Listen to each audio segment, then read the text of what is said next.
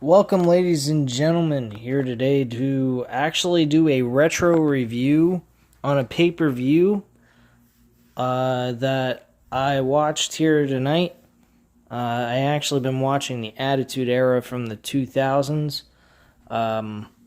in the year 2000 actually, in chronological order, and I happened to get to this pay-per-view called King of the Ring 2000. Took place on June 25th of 2000. This is a really good event. If you guys have never seen the WWF King of the Ring 2000 pay-per-view, I highly recommend checking this out. If you want to not get the results and you don't know title changes or anything, I would recommend going back and going to that pay-per-view, watching, and then coming back to this video to check it out, to see what I had to say about the pay-per-view itself. Overall, these matches were pretty fucking fun. 8-man tournament for the King of the Ring. They had a series of matches leading into the pay-per-view, and they came up with 8 finalists for the semifinals, the quarterfinals, and of course the finals itself. So they had a lot of matches, a total of 11 matches. Some of the matches in the tournament were actually kind of short. The first match on the card was Rikishi versus Chris Benoit. This matchup ended up being a disqualification because Chris Benoit was actually pissed off that Rikishi would not tap out in the crossface. He actually managed to get a rope break. So Benoit went for a chair and smashed the living hell out of Rikishi's arm. Later on in the show, he's actually asked why he screwed himself out of the tournament, and he says, "I don't care about the tournament. I know that I'm the best technical wrestler on the planet. I don't need a crown and a scepter to prove that to myself." And I mean, it was kind of silly because it was an opportunity to get a chance at the World Championship, which later on he does anyway, so it didn't really make a difference, I guess, because of the fact that he got disqualified and he later on earns a right to compete for the WWF Championship. He didn't really care about the tournament of itself. But I got to admit, King of the Ring did have some really great winners. Not everyone that won the King of the Ring was a guaranteed main eventer at some point down the line. This pay-per-view actually crowned the champion, crowned a man that was going to become a main eventer very easily, and rightfully so. I thought this was an excellent pick on the whole entire tournament, which I'll get into. We had Val Venus versus Latino Heat, Eddie Guerrero, in the quarter final match. And Val Venus manages to defeat Eddie Guerrero with a 1-2-3. This match was pretty decent. There was some outside interference that was involved. China tried to help Eddie, but unfortunately it did not help them out in their favor. And Val Venus ends up winning the match regardless. Crash Holly defeated Chris Buchanan, Bull Buchanan. I didn't really watch this match. Some of these matches, I will admit, I skipped. I didn't really pay attention to them. I didn't really care to watch them. I mean, it was a 2-hour and 39-minute pay-per-view, so I wasn't going to go ahead and sit through an entire pay-per-view for the sake of just doing that when it was a meaningless match, when I didn't really have to. Kurt Angle faced Chris Jericho in an excellent one-on-one match. This matchup, I'll be honest with you guys, it would have been great to see as the main event. Well, not the main event, but the finals of the tournament. But they happen to have it in the quarterfinals. And these guys tore it up. Kurt Angle wins the match, of course, against Chris Jericho and moves on to the semifinals. The next match on the card was the a Fatal 4-Way elimination match for the tag team titles. This was an outstanding matchup.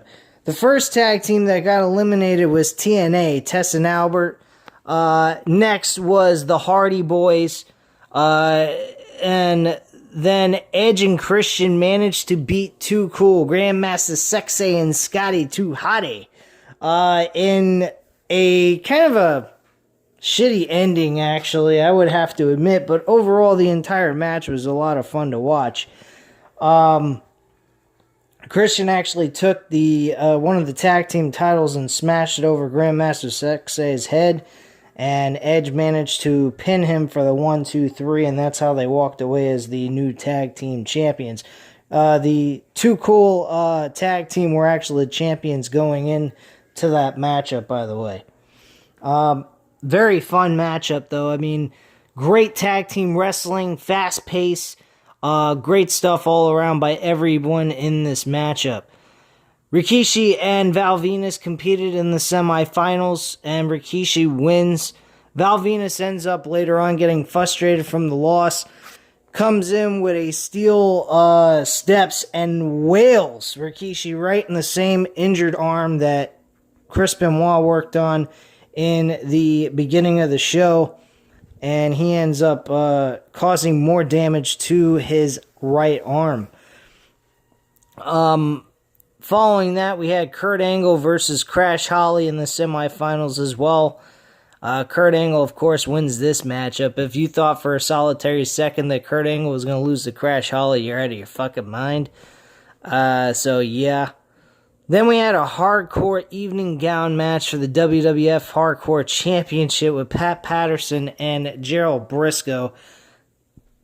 People, I did not watch this. This was the most terrible match on the entire card. I skipped that immediately. I originally watched this back when they actually had, when I had the VHS tape of King of the Ring, and I got to admit, it was terrible to watch. It was fucking downright gross, to be quite frank with you. So who gives a shit? Next match after that was D-Generation X with Tori, Road Dogg, and X-Pac competing against the Dudley Boys in a handicap tables dumpster match. Basically, the rules of this match is the Dudleys had to put all three members of DX through a table, while DX only had to put the Dudleys into the dumpster, and that's how the match would end. This was a very interesting concept. It's a mixture of two matches in one, and one team has to do something to win and the other team has to do the other. I thought that was a very unique concept, something that really you could bring into modern day wrestling, and I think people would appreciate it. This was hard hitting. These guys really kicked each other's asses in this match, and Tori, she went through a fucking table. Bubba Ray was very happy about that. Back in the day, Bubba Ray was putting women through tables.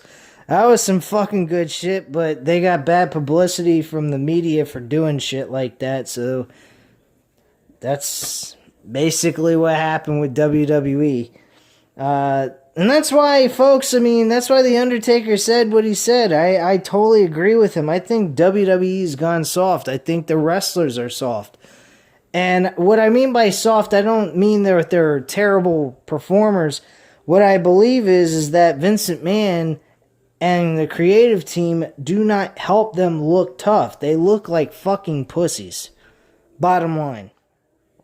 I mean, you got Drew McIntyre crying on TV about Sheamus doing what he did. If this was back in the Attitude Era, somebody did that and they were their best friend, they wouldn't cry over it. They'd fucking find them and kick their ass. That's how they would make their characters come across on television. They don't do that anymore. And that's the problem with WWE, and that's why I did not do a Raw review. I could not sit through 3 hours and watch a Raw episode and get depressed by watching this crap. I know this is the go-home show going into the Elimination Chamber, but let's be honest, is there anything really that important? to the Elimination Chamber? Fuck no. We know all the champions are going to retain their fucking titles anyway, so who gives a shit? It's pointless. Moving forward here, we actually had Kurt Angle going up against Rikishi in the finals. Rikishi looked really good in defeat. I mean, bottom line, Kurt Angle was going to be the one to win this whole thing. And they made Rikishi look great even in defeat because of the fact that he had an injured arm. It did remind me a little bit of when Stone Cold Steve Austin beat Jake the Snake Roberts in the finals, because Jake the Snake Roberts, going all the way through the tournament throughout that entire night in 1996, he actually he got his ass whooped by somebody. I forgot who it was, but he ended up getting severely hurt. His ribs were all injured and banged up, and Austin took advantage of that and ended up winning the match and becoming the King of the Ring champion. And that's basically what they did here with Rikishi's arm. Eventually, at the end, the ending spot was amazing. You have a man like Rikishi on the top rope, and you have Kurt Angle leap. Well, I don't think he didn't leap. He ran on the middle turnbuckle all the way up to the top turnbuckle and grabbed this man who weighs 400 pounds and belly-to-belly suplex him off the top rope onto the mat and then pins him 1, 2, 3. It was unbelievable how amazing that spot looked. It was just fucking beautiful. The only thing else he could have done was make him fucking tap out. Or do an angle slam off the fucking top rope. Otherwise, this was a great spot, great ending to the match, and Kurt Angle won the match. Several times, Rikishi looked like he was going to win the matchup against Angle despite the injury to his arm. So, very impressive ending to the matchup, and kudos to both men that performed in this matchup between Kurt Angle and Rikishi. Then we had the main event for the WWF Championship.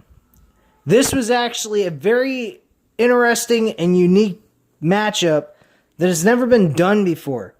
And it was a very good psychological matchup between both teams. It was actually a 6-man tag team match. It had The Rock, Kane, and The Undertaker versus Triple H, Shane McMahon, and Vince McMahon for Triple H's WWF Championship. The winner of that match would have become the new WWF champion. Now, with that being said, that also left The Rock, Kane, and The Undertaker as enemies as well as tag team partners, which made things very interesting. By the end of this, we had Kane and The Undertaker beating the shit out of each other, and Undertaker made the save for his team, chokeslammed Shane McMahon from the top rope to the outside to the freaking announcer's table. The fans erupted. I mean, that freaking arena in the Fleet Center in Boston went out of their fucking minds. And it was something you don't normally hear in a wrestling arena anymore when we actually had fans. Now, granted, right now in this pandemic era, we don't have any of that because of this situation. But we will at WrestleMania, so we'll see how that turns out to be like with the fans. But The Rock ends up going ahead, doing a kip up on while Vince McMahon's trying to perform a people's elbow on The Rock, and he gets rock bottom by The Rock, and The Rock pins Vince McMahon for the 1, 2, 3, becoming the new WWF champion. Leading up to this pay-per-view from WrestleMania all the way up to this June pay-per-view in King of the Ring, the title changed hands about 2 or 3 times between The Rock and Triple H. This was actually the last match between these two men in their rivalry for a very long time. The last match after that was in 2002 when The Rock faced Triple H in a one-on-one matchup on Monday Night Raw, and that was the last the very last match those two have ever had since. So I have to give a lot of credit to everyone on this pay-per-view. They were excellent. I enjoyed this very much. It brought me back to the good old days of wrestling, and it was a lot of fun to watch. If you guys actually enjoyed this retro review on King of the Ring 2000, if you guys would like me to go ahead and do more of these, please hit the like button, number 1. Number 2, leave a comment down below and let me know if that's something you would like me to continue to do on a week-to-week basis instead of doing Monday Night Raw. If not, I will go back to doing the reviews on Raw next week. This will be just a one-time thing. So let me know if you guys are interested. If not, then if you don't say anything, I'm just going to assume that you're not interested in me doing these type of reviews anymore on a Monday night. So anyway, guys, at this time, you know what to do. Hit the like button if you like this video. Subscribe to the channel if you're not already subscribed to the channel, of course. And leave a comment down below. I'll definitely get back to you on this. And I thank you very much for watching. And have a great night, guys. Bye.